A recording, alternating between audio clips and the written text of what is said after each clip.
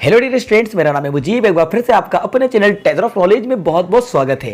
Students, आप लोग की डिमांड पर एक बार फिर से मैं आपके लिए इंग्लिश ग्रामर की वीडियो लेकर आया हूं, जिसमें आपको बताने वाला हूं इंपॉर्टेंट फ्लप्स के बारे में। हाँ स्टूडेंट्स, आज मैं आपको कुछ ऐसे 10 फ्लप्स बताने वाला हूं जो मोस्टली आपके एग्जाम्स में पूछे जाते हैं। अब किसी भी क्लास के स्टूडेंट्स हो, 9th 10th 11th 12th, आपके लिए वीडियो बहुत ज्यादा इंपॉर्टेंट होने वाली है। तो इस वीडियो को स्टार्ट से लेकर एंड तक जरूर देखिएगा। वीडियो आपको पसंद आए तो लाइक कर दीजिएगा, यदि चैनल पर नए हैं तो चैनल को सब्सक्राइब कर दीजिएगा। चलिए स्टूडेंट्स, वीडियो को शुरू करते हैं।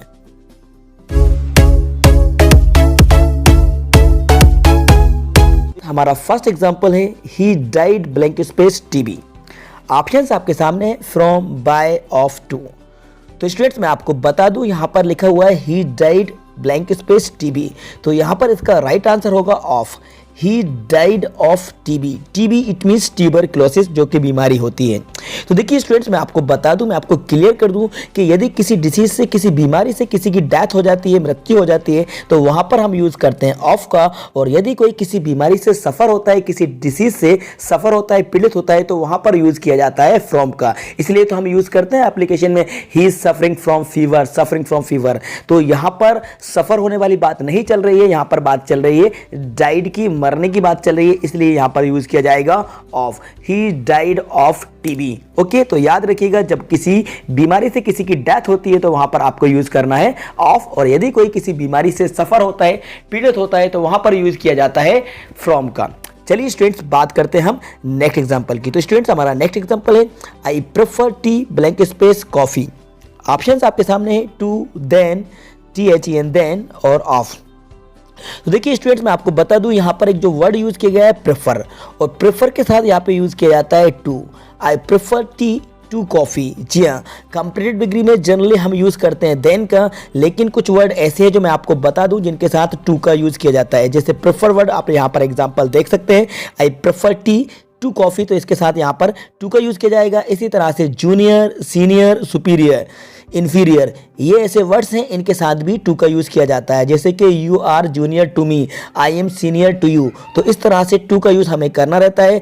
और कंपैरेटिव डिग्री में इसके अलावा हम देन का यूज़ करते हैं, जैसे कि Anju is taller than Manju, तो वहाँ पर देन का यूज़ होता है। लेकिन prefer, junior, senior, superior, inferior, इन वर्ड्स के साथ हमें टू का यूज़ करना होता है। ओके स्टूडेंट्स, तो याद रखिएगा, यहाँ पर इसका जो राइट आंसर होगा वो होगा to. I prefer tea to coffee. बहुत ही अच्छा एग्जाम्पल है, बहुत ही अच्छा ऑप्शन है जो मोस्टली एग्जाम्स में पूछा गया है।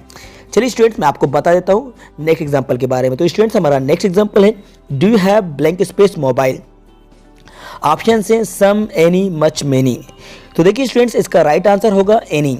अब इसका राइट आंसर एनी क्यों होगा मैं आपको बता दूं, क्योंकि ये इंटरोगेटिव सेंटेंस है और इंटरोगेटिव सेंटेंस में एनी का यूज़ किया जाता है। Do you have any mobile, क्या आपके पास कोई मोबाइल है। दूसरी बात ये है कि यहाँ पर मोबाइल सिंगुलर है, इसलिए मैनी तो आ ही नहीं सकता, और मच का यूज़ अनकाउंटेबल चीज़ों के पहले करते हैं, मैनी काउंटेबल के बिफोर होता है, लेकिन मैनी के साथ प्लूरल वर्ड का यूज़ होता है, इसलिए इसका राइट आंसर होगा any. Do you have any mobile, interrogative sentence में हमें एनी का यूज़ करना होता है। ओके स्टूडेंट्स, जानते हैं नेक्स्ट एग्जांपल को। तो स्टूडेंट्स, नेक्स्ट एग्जांपल है ही is sitting blank space Suresh and Ramesh. Options आपके सामने हैं बिटवीन, अमंग।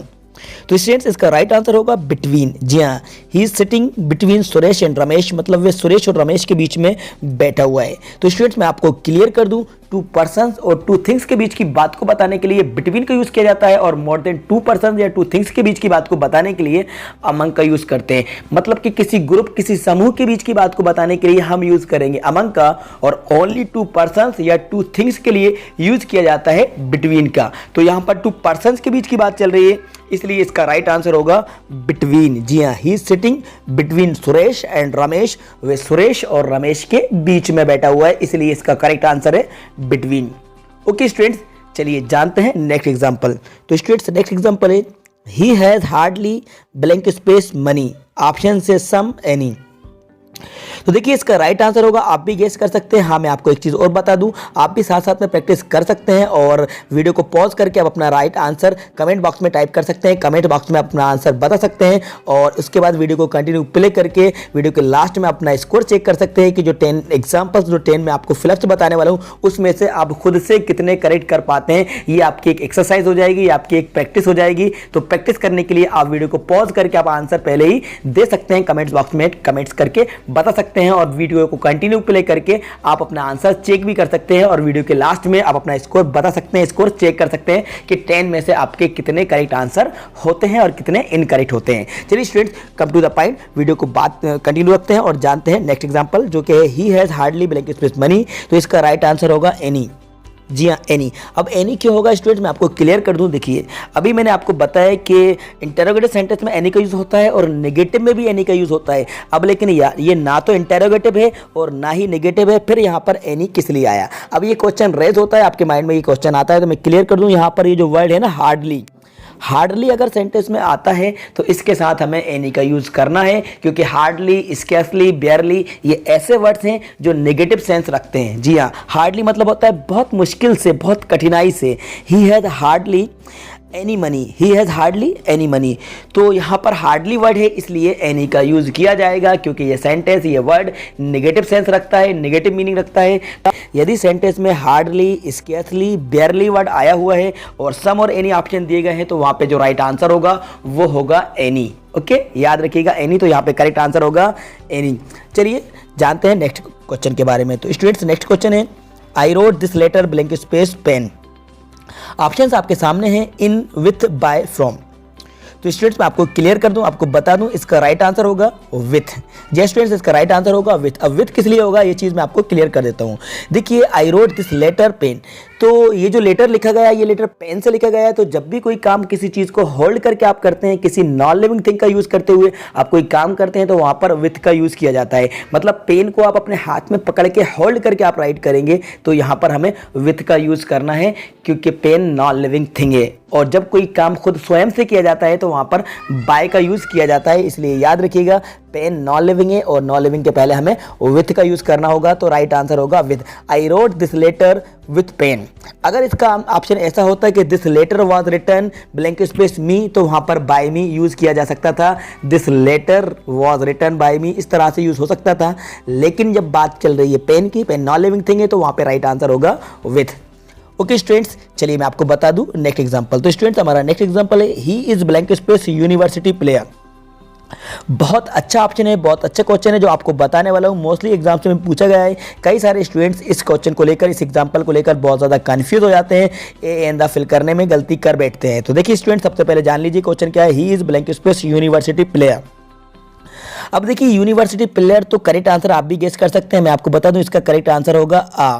जी हाँ, ए को यहाँ पे आ पढ़ा जाएगा। ही इज़ अ यूनिवर्सिटी प्लेयर। अब यहाँ पे आ क्यों आया, ये मैं आपको क्लियर कर दूँ। देखिए, हिंदी के अकॉर्डिंग आप चलेंगे तो हिंदी में जो स्वर होते हैं आ, ई, ए, ओ, इस तरह से, तो इसका अगर कोई साउंड आता है तो यहाँ पर हम यूज़ करते हैं एन का। और इसके अलावा क, ख, ग, कोई भी कंसोनेंट साउंड आता है तो वहाँ पर यूज़ किया जाता है आ का।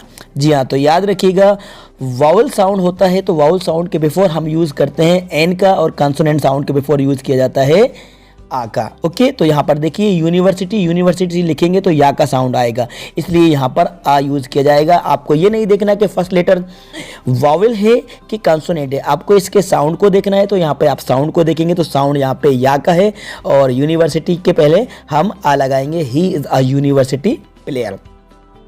चलिए स्टूडेंट्स, जान लेते हैं नेक्स्ट एग्जाम्पल। तो स्टूडेंट्स, हमारा नेक्स्ट एग्जाम्पल है she has been working blank space 2 hours. She has been working blank space 2 hours. Option आपके सामने है, सिंस, फॉर। तो स्टूडेंट्स, प्रीपोजिशन है सिंस, फॉर, तो मैं आपको बता दूं यहाँ पर राइट आंसर होगा फॉर। जी हाँ, for. She has been working for 2 hours. Duration of time के लिए फॉर का यूज़ किया जाता है और पॉइंट ऑफ टाइम के लिए सिंस का यूज़ किया जाता है। जी हाँ, तो सर्टेन और अनसर्टेन से भी आप समझ सकते हैं। तो ये ड्यूरेशन ऑफ टाइम है 2 आवर्स, इसलिए इसका करेक्ट आंसर होगा for. She has been working for 2 hours, मतलब कि वे 2 घंटे से काम कर रही है। ओके, इसलिए राइट आंसर होगा फॉर। ड्यूरेशन ऑफ टाइम के लिए फॉर का यूज़ करते हैं। स्टूडेंट, जानते हैं नेक्स्ट एग्जांपल के बारे में। तो स्टूडेंट, मैं आपको बता दूं, हमारा नेक्स्ट एग्जांपल है he is blank space NCC cadet. यहाँ पर भी ऑप्शन ए एंड द, जो कि आपके आर्टिकल हैं, he is blank space NCC cadet. आप भी गेस कर सकते हैं इसका राइट आंसर। मैं आपको बता दूं, इसका राइट आंसर होगा एन। जी स्टूडेंट्स, इसका राइट आंसर होगा एन। अब एन क्यों होगा, जैसा कि मैंने आपको अभी बताया है, एनसीसी को आप राइट करेंगे तो ए का साउंड आएगा, एन। अब इसको देख सकते हैं, हिंदी में लिख के देख सकते हैं, वॉवेल साउंड दे रहा है एन। ये नहीं देखना कि एन एक कंसोनेंट है, आपको साउंड देखना है। तो साउंड देखेंगे तो एन में ए का साउंड आएगा, इसलिए यहाँ पर एन भराएगा। He is an NCC cadet. Okay, चलिए जानते हैं हमारे लास्ट एग्जांपल के बारे में। तो हमारा लास्ट एग्जांपल है there is blank space water in the glass. There is blank space water in the glass. Options आपके सामने मच, मेनी।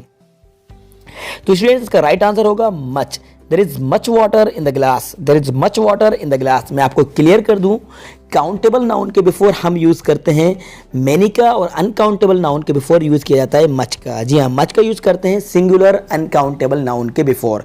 तो वाटर जो है वो अनकाउंटेबल नाउन है और सिंगुलर है। तो याद रखिएगा स्टूडेंट्स, सिंगुलर अनकाउंटेबल नाउन के बिफोर मच का यूज किया जाता है, प्लूरल काउंटेबल नाउन के बिफोर मैनी का यूज किया जाता है। इसलिए इसका राइट आंसर होगा there is much water in the glass, मतलब ग्लास में बहुत पानी है। ओके स्टूडेंट्स, तो ये थे 10 फ्लक्स जो मैंने आज आपको इस वीडियो के अंदर क्लियर कर दिए, आपको बता दिए। इसमें से 3-4 एग्जांपल्स तो आपके एग्जाम्स में आ ही सकते हैं, क्योंकि आप लास्ट ईयर के प्रीवियस पेपर्स को उठाकर देखेंगे, आपके जितने भी पेपर्स हुए हैं तो आप वहां पर देखेंगे इसी तरह से इनमें से ही बहुत सारे क्वेश्चंस आपके पूछे जाते हैं, अभी तक की परीक्षाओं में पूछे गए हैं। और आप एक्सपेक्ट कर सकते हैं कि 2021 में आपके जो एग्जाम्स होने वाले हैं उसमें इस टाइप से ही क्वेश्चन आने वाले हैं। इनमें से ही 3-4 क्वेश्चन तो आपके रिपीट हो सकते हैं, आ सकते हैं।